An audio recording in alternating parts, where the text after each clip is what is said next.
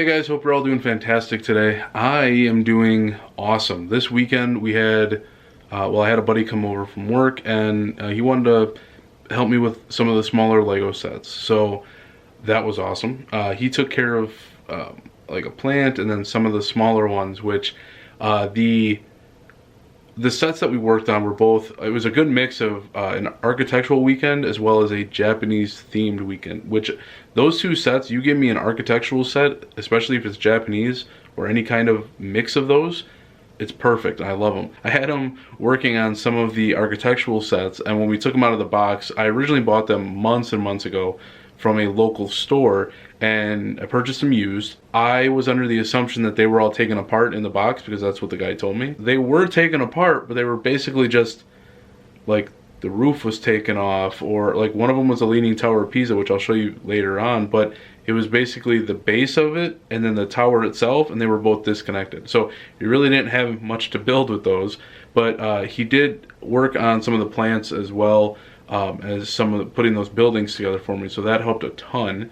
My decision is that up here in the Lego room, which I'm going to be working on over the next few weeks to get the remainder of the Lego stuff downstairs that I need to, as far as like the sets go, all the stuff around here, over here, for example.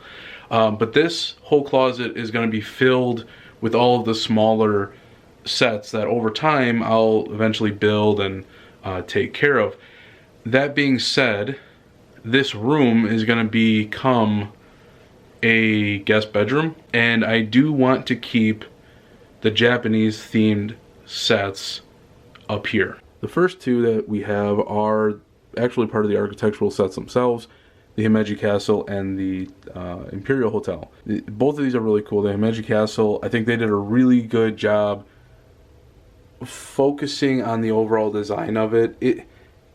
Overall, it does look very simplistic with how it was built, but it portrays what it needed to, and that was really cool. I think even if you don't like Lego, but you want a nice centerpiece, this is perfect for it. I think they did a really good job with this one. I'm very proud of it. The Imperial Hotel, that one, I love it, but for a whole different reason. I think it's really cool. I love the architecture of it, but it is a really good representation of my love and my connection for Japan. I love Japan as a country. This is located in Tokyo, or was located in Tokyo, and it was designed by Frank Lloyd Wright, which one of my favorite architects of all time, as well as being born here in Wisconsin. So it's a really good connection for me. And I think overall the design concept that he came up with for this building was perfect. It did its service really well. I kind of wish it was still around. From what I understand, I want to say the lobby of it is still available to be seen. I think it's located in another building, like another hotel. I would have to double check on that. But I really like this one. The remainder of the sets have to do with plants, more landscaping based things. Having the Tranquil Garden, I think is a really cool set. Just the overall feel of it. It's very zen. I love the cherry blossoms, the little tea house, the bamboo, the river, lily pads. It's a really nice build. Next to that we have the little diorama landscape, which now that I actually think about it, is that the Himeji Castle in that as well? Because that's perfect. That's really cool, actually. That castle's also in there. And then next to it, we also have a lot of the plants that we worked on this weekend. The bonsai tree I already had.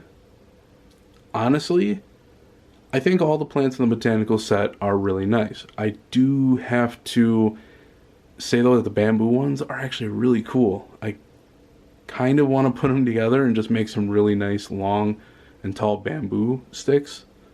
I think that'd be really cool. The little bonsai trees are also adorable and really nice for putting in your office or putting around the house. So I just think it did really well. One set that I am waiting on right now is the cherry blossom landscape that just recently came out. It's on back order. Hopefully I should get it in the next month or two. I don't think it's going to be longer than 2 months, to be honest with you. Lego's really good with their back order stuff. I mean, I'm probably going to end up moving the Hufflepuff one just to put that one up here as well, but it'll probably go up next to the Grey Wave. So as far as the architectural builds go downstairs, we just finished up with the castle. I felt that was an extremely well done one. I love how when you're done working on these and you learn more about the buildings as you're constructing it, it kind of makes you want to travel to that place. Like, I would love to travel to Germany and check this castle out. It's awesome. Like, some of the stuff on the inside of it that they talked about, really cool. I'm trying to find a good way to display all of the architectural sets, but because of the size constraints of each one, it makes it a little difficult. Like, up on top we have both the landscapes of Singapore and London right next to the castle. Then on the lower shelf we have the Great Pyramid next to Taj Mahal, which the pyramid is still one of my favorites. Like, that was a really fun, solid build, and I think they did really well on that. Below that we have Notre Dame, as well as the Leaning Tower and the Louvre. Honestly, I think the Louvre should have been like a full build. That, I would love to see something like that in that size. I think it would be amazing. Having the full scale of the building with the glass pyramid in the front, that would be wide. It would probably be just as wide as the pyramid, I would think. And that one's kind of annoying just because it sticks out maybe, what, 1.5 inches past the shelf. But then on the bottom we have the villa, which was a one that I thought I was going to be building that, but since it was used, it was already in two pieces. It was basically the bottom half and then the top half were just separated. So that one was quick and easy.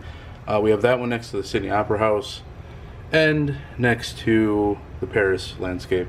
The reason I put that one down here is because the Eiffel Tower will eventually go right here, and that'll probably go up to about, what, here, I think. It's right now it's just sitting on the table, and it goes pretty high. So yeah, I need to work on that one.